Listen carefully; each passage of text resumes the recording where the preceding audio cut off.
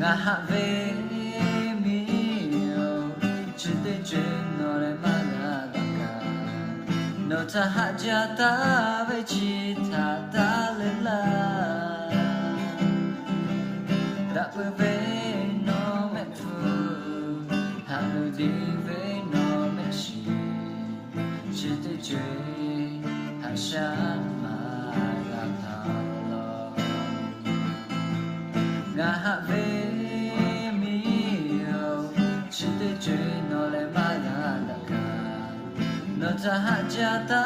về chỉ thả ta lên là đã quay về nó mẹ phụ hạ lời đi về nó mẹ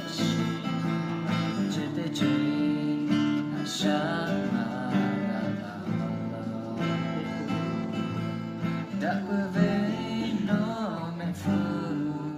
hạ lời đi về nó mẹ chỉ để chuyện hạ sáng